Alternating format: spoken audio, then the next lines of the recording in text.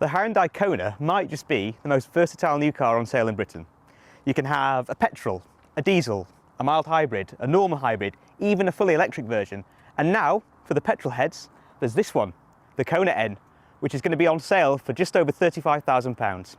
Now, you might balk at the idea of spending that sort of money on a car the size of the Kona, but don't forget that many people already do. The electric version is similar money and popular, so the potential for another high-priced member of the Kona lineup, one with 276 brake horsepower, certainly exists. The price tag means that the Kona occupies a strange spot in the small, fast SUV landscape, as there's nothing else really around its price and power mark. There's the cheaper but less powerful Ford Puma ST, and then a clutch of more powerful but more expensive cars with all-wheel drive, like the Volkswagen T-Roc are. So what we have here is a fairly unique offering, and something that Hyundai's N division has been working on for some time as well. We don't think you could say that N's been too half-hearted with this car's transformation, and we'll get to what that means from behind the wheel in just a second. But first, let's take a look at the visual differences. Now, up here at the front, you've got this new triple nostril effect and this new matte black grille.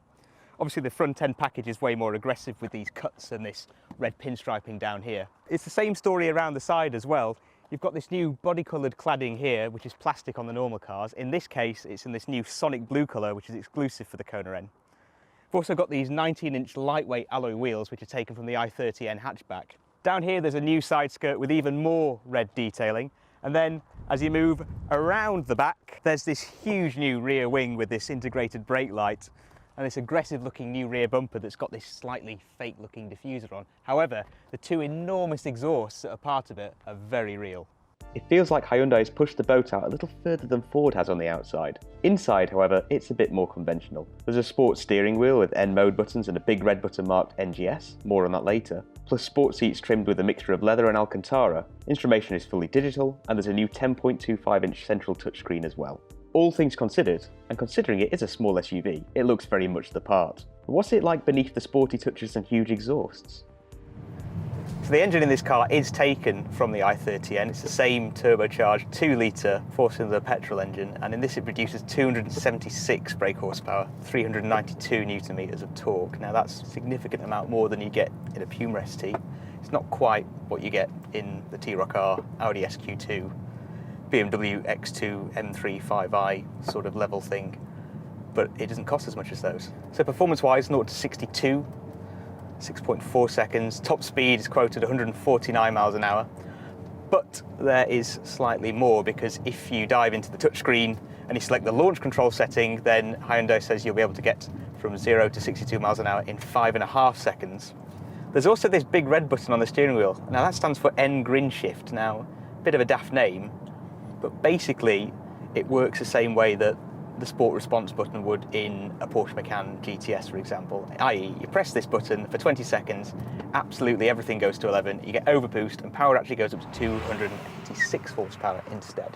So in eco or normal, it feels very much like a normal Kona.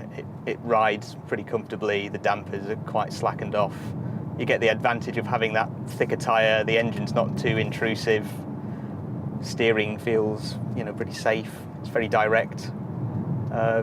It just feels like any other member of the Kona lineup.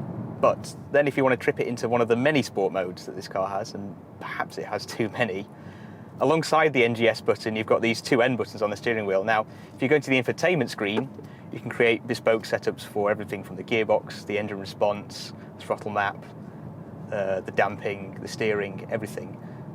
But there's also a sport mode down here as well.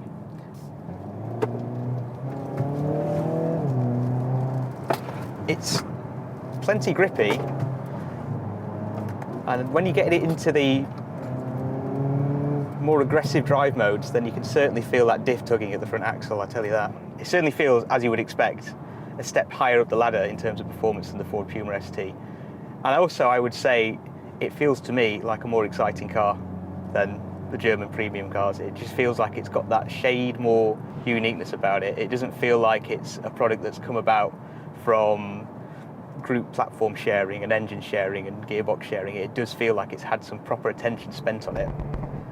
And you'd expect that of N, because they're a young, upcoming performance division. They want to make a mark, and this is the segment that is quickly becoming popular. I'll tell you what, there's loads of grip. That front diff's really aggressive as well, the way it just tugs you in. very much the i30, but in slightly taller, more practical, more comfortable format. This, very much so. Same aggressive feeling about it. And on top of the way it drives, it just feels really modern in here as well. It arrives with the benefit of being the facelifted version of the Kona. Now this is the car that came out almost 4 years ago, but with the updates that have been given to it, then with the N updates on top of that, it feels brand new. It doesn't feel like a car that's coming up on 4 years old. And it just feels like it's had a bit more care spent on it. It's not absolutely scintillating, you know, there's not like a sort of real sense of driver's car enjoyment from it.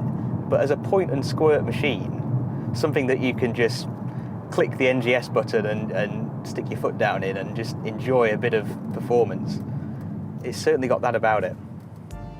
In many ways, the Kona N feels like mission accomplished.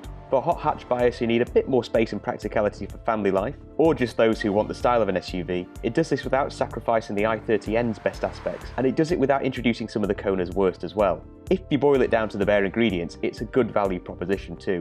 The level of standard equipment in the UK is massive. Heated and ventilated seats, a heated steering wheel, adaptive cruise control, digital instruments, a head-up display, reversing camera. Virtually everything you can option on the Kona is fitted at no extra cost. Throw in Hyundai's standard 5-year warranty, and the Kona N becomes a fast car you can buy with both your heart and your head.